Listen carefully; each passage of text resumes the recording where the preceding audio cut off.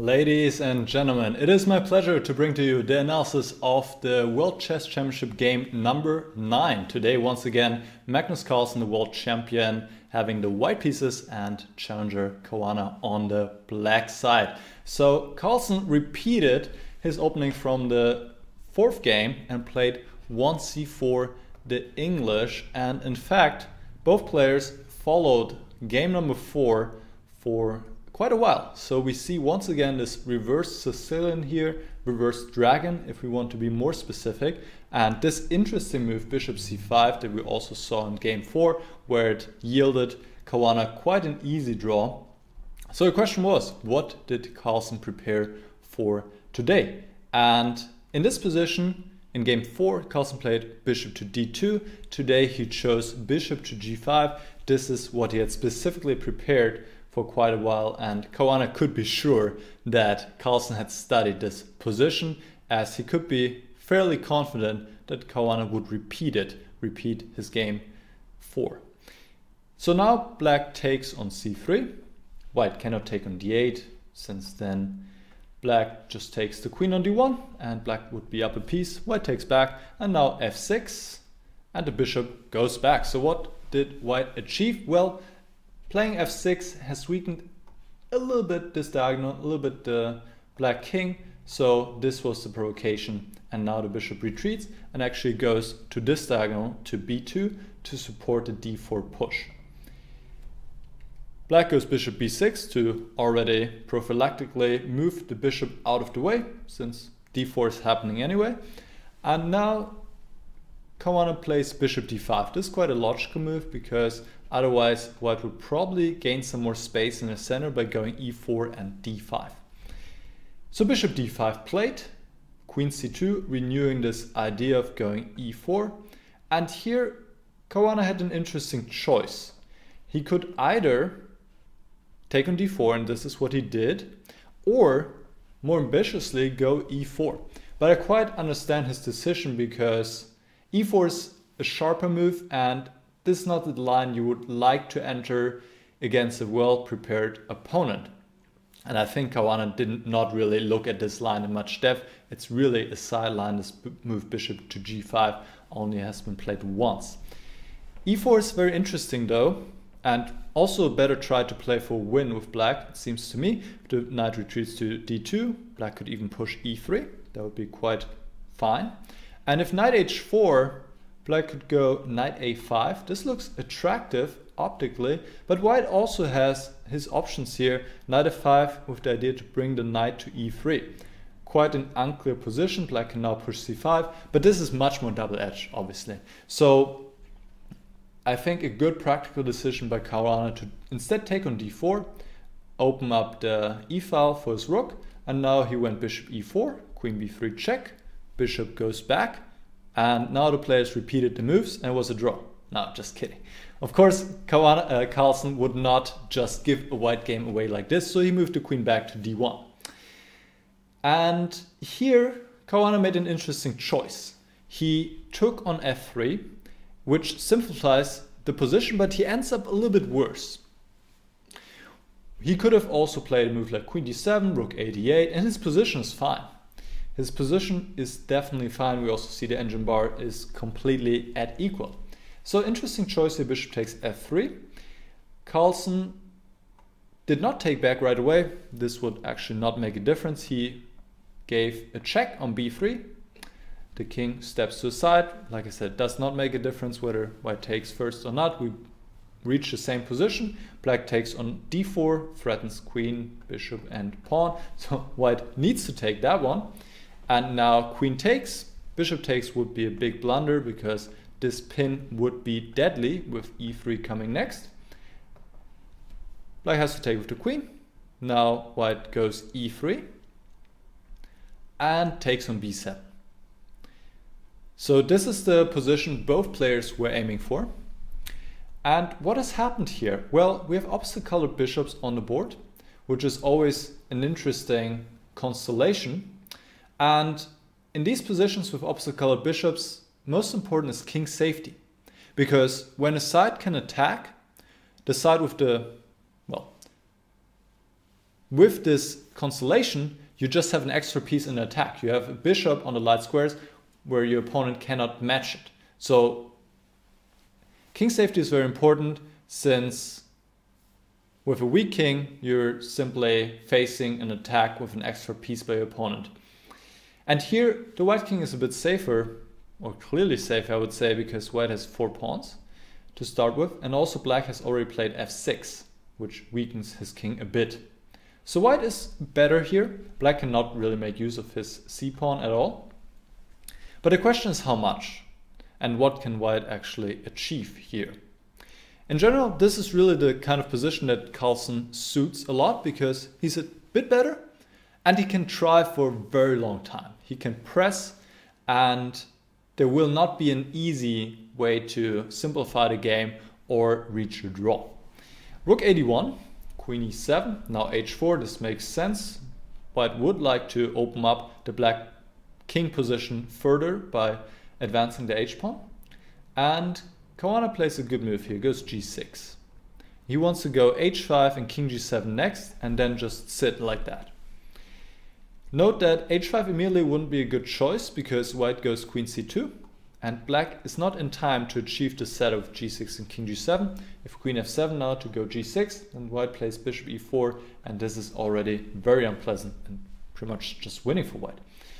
So this is why g6 first, and now h5 is probably the next move by black, and this is why Carlsen played h5 himself, most likely. But it is an inaccuracy. White needs to allow h5 to happen. He could play various moves. Let's say king g2 would be a sensible move, or bring the bishop back, maybe first attack the rook to place the rook in a slightly worse place, bring the bishop back. Now black goes h5 and queen c2, let's say, king g7, something along these lines. Black reaches the setup with the pawns in f5, g6 and h5. In general, it's always a bit risky to put the pawns on the same color as the opponent's bishop, so here on the light squares, but it will not be easy for white to get to this pawn base here on g6. So it seems that black should be fine. Then again, it feels like to me white can at least try different things for quite a while, and black always has to be on the lookout, because his king is somewhat open and the white king is really safe. So either way, whether this really allows white to pose a lot of problems to black or not, one thing is for sure is that it poses more problems to black than h5. Because now Caruana played a very ugly move, but a very good move too. He just took, and probably Carlsen underestimated this move. It looks very ugly because black gets all these isolated pawns, but black is in time to push h4 and to open up the white king himself. And I just said that king safety is the most important factor in these kind of positions, middle game of opposite colored bishops only. And when the white king is open as well, then black gets counterplay. So this is the important factor. Now, queen c4 was played.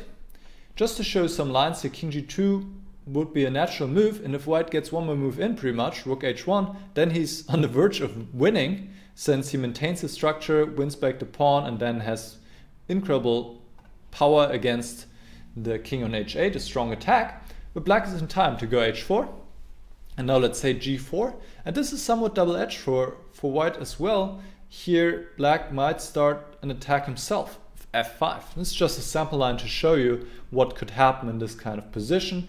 Here already there's an idea such as rook takes e3. Just doesn't work in this position. White cannot take with the pawn because of mate, but he can take with the queen, and suddenly he wins because there's a counter here on d8. White wins the queen and takes the bishop and is up a piece. But black can go h5, and now there's the threat of rook takes e3. There's also an idea of queen g4. White has various ways to respond to this, and it's equal in the end, but this shows you that here suddenly white could also be attacked and something could go wrong.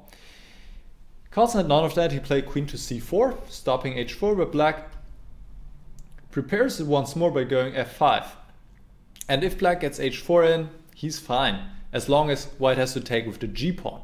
As long as the g-file gets opened up and white cannot maintain this structure of e3, f2, g3. and now white cannot. He played bishop f3, h4, and now Carlsen took on d8.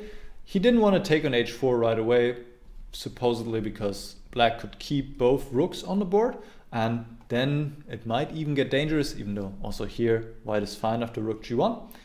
But Carlsen just took one pair of rooks off, now took on h4, and this position is just equal. There's no way around it, because here black is threatening f4, and if he gets f4 in, it's pretty much an immediate draw whenever queens come off as well. So Carlsen tried queen f4 to stop that, but now bishop c5, rerouting the bishop. Rook to g1 was played. White should not take the pawn on c7, as you might guess. Queen takes h4 would not win, and that would be a draw, but bishop d6 actually wins here. And after queen c4, f4, interfering here on the 4th rank, and queen d4, bishop e5 is game over with queen takes h4 coming next. So this did not happen. Rook g1 was played. Rook takes, king takes, bishop d6, queen to a4, and now f4. One of many ways to play, but it's completely fine. Gives up the a pawn, but wins the pawn on h4. Here Caruana had to calculate a bit, because at first queen c3, which was not played, looks a bit scary, but it just is fine. So if white gives more checks here, queen h8, then black just has to be careful here not to go to e8. That would be unfortunate. Instead, go to d8, and then it's okay, since if white plays a move like bishop c6 here, then black just gives immediate checks, and white cannot get out of all these checks, so no problem here. Still, in this position, rather, it seems king f1 might have been the best attempt to go out of any kind of checks and prepare pushing the a pawn. But if black is a bit precise, then it's also no problem. c5 and queen d4 should solve any problems, since if the queens come off, players might as well shake hands right away. In the game, actually, Carlsen played a4 straight away, which is somewhat of a bluff, because black could actually take this pawn. Caruana did not take it, but he could have. There's no evil trick that white has. He can give a few checks, he can win this pawn, but okay, then the king steps to d8, and queen can even come in between. This is just complete draw, and queen f6 looks scary at first, but simply there's nothing else here. Bishop f7, king d7, queen e6.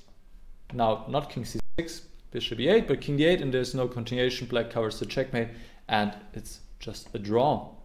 So Caruana could have taken a pawn. He played queen f6 instead, which is also just fine. Bishop to d1, and this already tells you white is not pushing for too much. Black forces the queen trade, more or less, and we reach this position, which is just a dead draw, because it's opposite color bishops, and obviously black also has pawns, and whenever white tries to get his king to b7, we'll see this in the game, then black will simply push his pawns forward, and it's a draw. Let's just see how it goes. So Carlsen played on for a while, but this was not really a tough task for Caruana. So let's see, brings the king here. Now white cannot take on c7, black takes on f4, king to b7, bishop b6.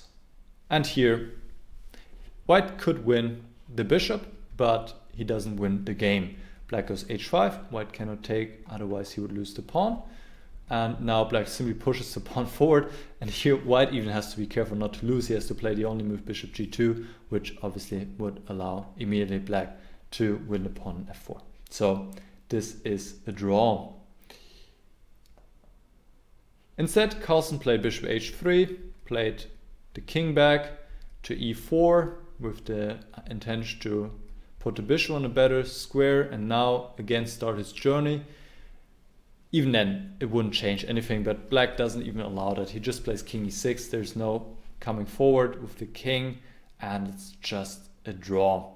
So after king e6, actually, Caruana offered a draw, which was accepted by Carlsen. So after 9 games, we still have don't have a decisive game. It's all draws, and at least today, for the first time in the match, Carlsen got a bit of an advantage with white. He actually got this kind of position he excelled in the past, but it seems he's not completely in shape with this inaccuracy h5. He gave away his advantage pretty much right away and did not ask any questions and did not make Fabiano solve many problems in this game. Also, you have to give Caruana credit for taking on h5 and evaluating this correctly, and then getting to another pretty effortless draw in the end with the black pieces. So it's 4.5, 4.5, and game number 10 will see Caruana once again with the white pieces, and it starts tomorrow on Thursday. Whoever wins the next game or any game of the last ones obviously has a great chance to become world champion. So the tension and the pressure is up, and we shall see. I'm looking forward to the next games. I hope you too. If you would like to be notified for my future analysis, then you may subscribe to the channel and let me know in the comments if you have any questions about this game. All right, see you guys next time. Bye bye.